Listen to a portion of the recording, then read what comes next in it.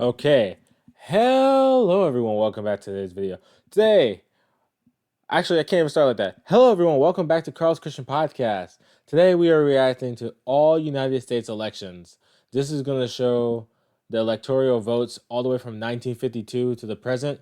So, hope you stay tuned and watch how this changes with me. I for president, I for president, I for president, I for president.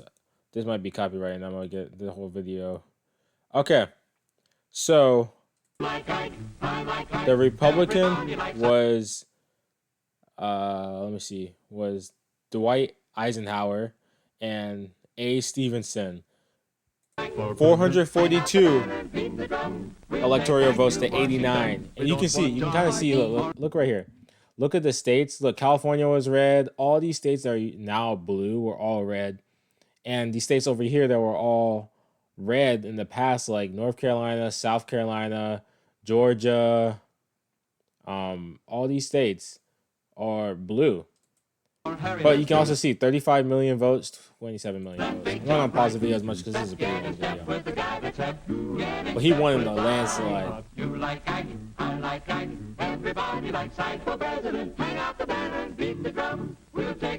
Okay, 1956, they won again. Eisenhower beat Stevenson. And you can see he got more electoral votes and votes overall. Kind of changed over here a little bit, but not too much. You can kind of see how the states are. Then we got John Kennedy versus Richard Nixon. John Kennedy won as a Democrat. And you can see, look, blue for Nevada, that changed. All these states, Texas was blue, which is surprising. All these other states were blue. And you can kind of see like these up northern states were red. Virginia was red.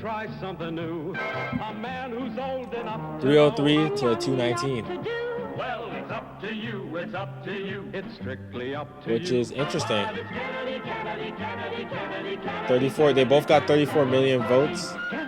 So what, that's like 68 million altogether Americans that voted. So it's kind of interesting to see how it changes. Yeah, I'm about to get, oh, whoa. Okay, this next one's, I can already see is different.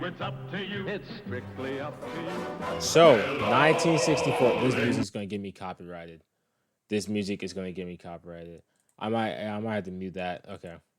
So in 1964, it's all blue. Lyndon Johnson beat Barry Goldwater 486 electoral votes to 52 electoral votes. 43 million votes for him, 27 million votes for him. You can see the whole map is literally blue. There's 1, 2, 3, 4, 5, 6 red states, and all these other states are blue. So what I'm thinking, this is back when politics wasn't just, you weren't just voting for a party because you wanted to vote for a party. You're voting based on what they supported. And you can tell based on how the states are changing for each candidate. It doesn't seem like it's party based. To prove my fact, look, Richard Nixon beat Hubert Humphrey 301 to 191.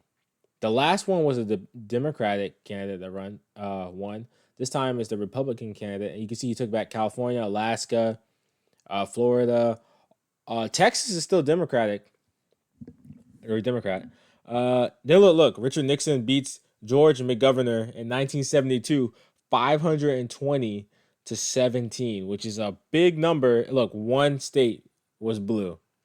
So I was just going to show, like, these, I'm guessing these candidates, they must have had really good campaigns, and presidential elections were way different back then than they are now. That's what I'm guessing. I wasn't alive, so I wouldn't know.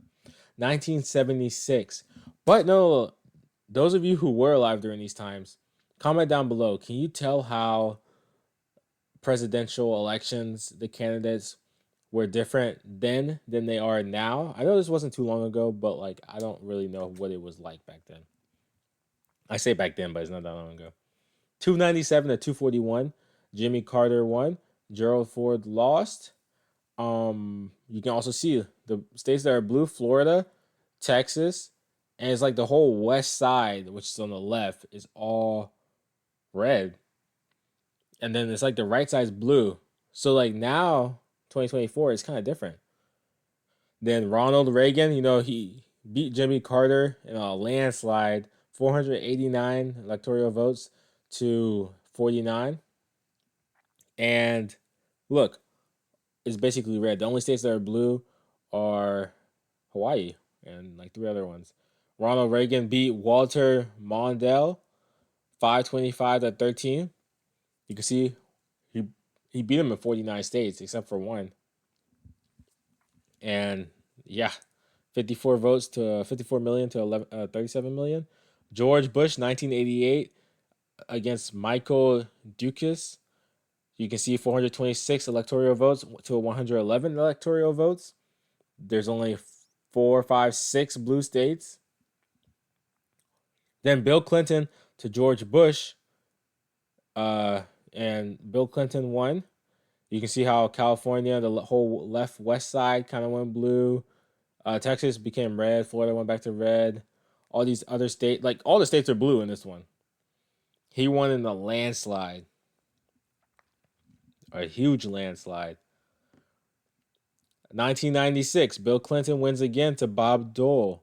You can see how the states kind of changed, but the whole left side's blue. A little bit of the right side is red, but most of it's blue as well. And you can see how states that are like red now are blue in 1996, and how states that are blue now are red. And yeah, George Bush versus Al Gore. George Bush wins in 2000, 271 to 266, a very close election. So I'm guessing you need 300 to win. So was it 300 to win in 2000? Because they both, I guess it's whoever had more electoral votes.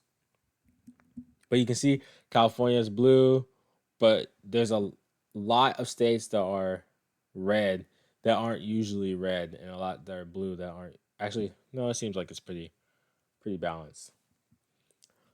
2004, we got George Bush and John Kerry. Is also a pretty close race. Bush did not beat his opponents by much, 286 to 251 electoral votes, and you can see how the map kind of changed a lot.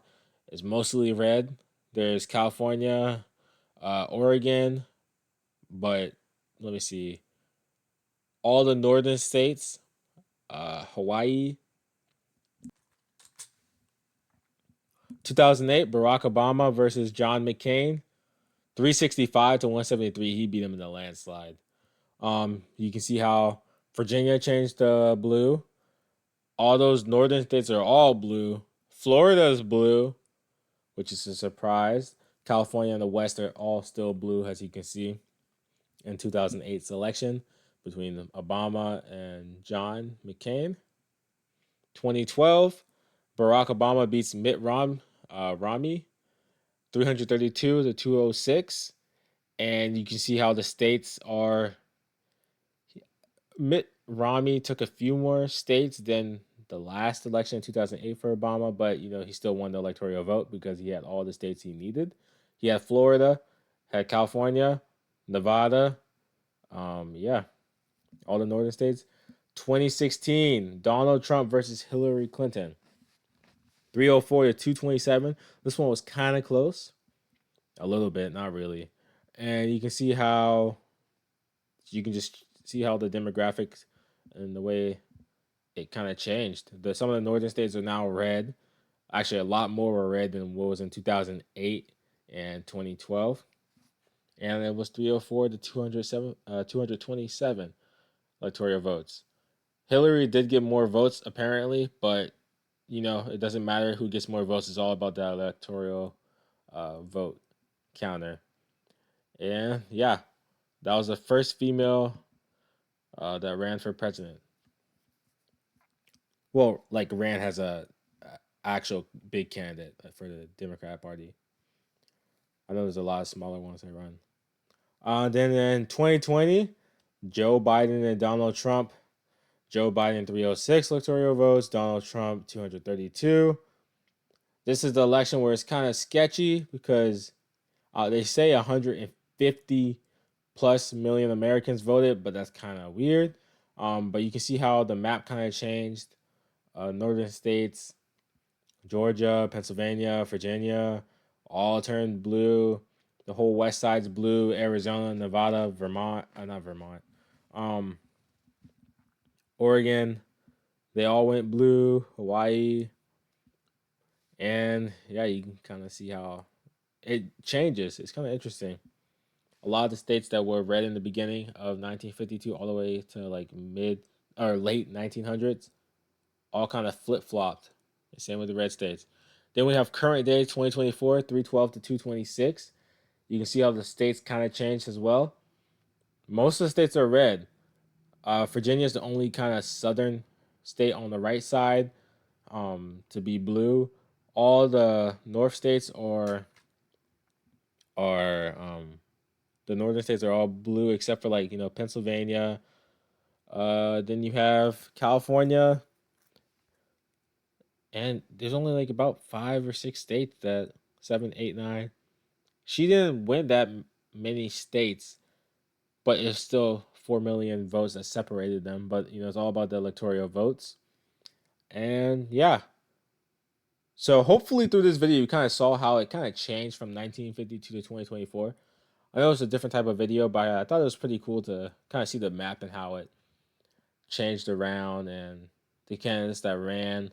And comment down below, those of you who were born before the 2000s, how were the presidential candidates then? What was different about them in the past compared to now?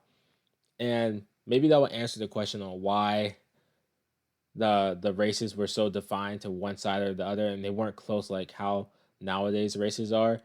Back then they were like winning in landslides. Now it's a little bit close. Anyways, comment down below, and I will see you all in the next one. Have a blessed day.